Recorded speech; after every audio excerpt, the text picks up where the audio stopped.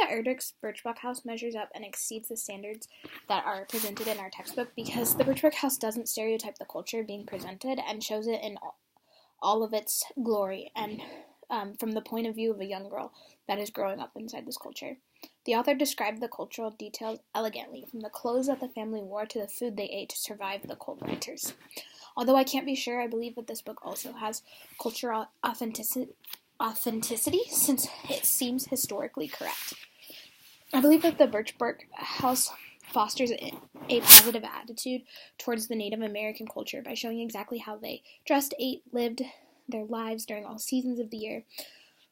For me, this book truly opened my eyes to traditions of a different culture that I had not ever seen or even heard of before. While the Birchbox House presents the views of how the Native Americans viewed the arrival of the Europeans, the Little House on the Prairie presents the views of the Ingle family as they travel from Wisconsin to Kansas, presenting their view and getting to meet the Native Americans, so it's like both. So the Birchbox House is one view, and the Little House on the Prairie is the other view, and it's like both of those books together kind of mix the idea of what it was like to grow up during that time. I think that this book adds to the understanding of Native American history and American and European history by showing the Native American perspective. In the book, they mention how many of the new people they are around don't hold the same cultural views. At one point, the girls were staring at the school, wondering what it would be like to join them. Their grandmother continues to tell them that it is okay to wonder and to be a part of them, but never to forget your own culture and your own values. I think that this points to how the Native Americans viewed the invasion of these new people.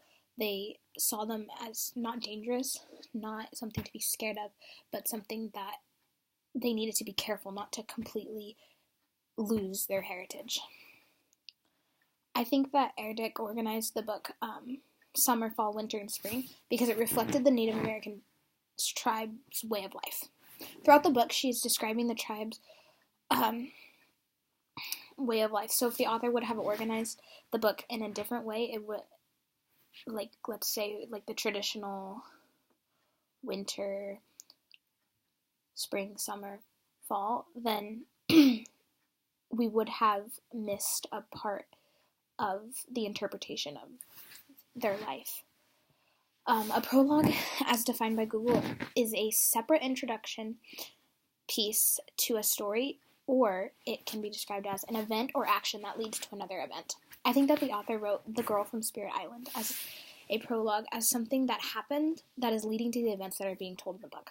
So this thing happened, which then led to what happened in the book.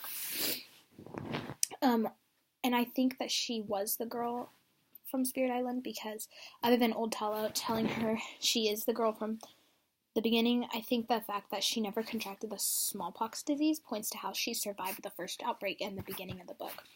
At some points in the book, she also feels more like an outsider, making me wonder if she was more of an outsider than, like, she survived something great. The picture book I am picking this week is The Last Stop on Market Street. I really enjoyed this book because it shows how many people look at the outside world and think about everything they want and don't have, and how if they could just be like this person, the world would be okay. But in this book, the grandma continues to tell her grandson, look at what you do have. It's so much better than that. As for cultural insights, I think that this book shows a little bit about how people from different cultures have different experiences. During the book, a blind man gets on the bus and CJ wonders why he can't see. His grandma simply tells him that this person sees the world with his ears, which could mean that a lot of the things that we see as different is just because that person sees the world differently than we do.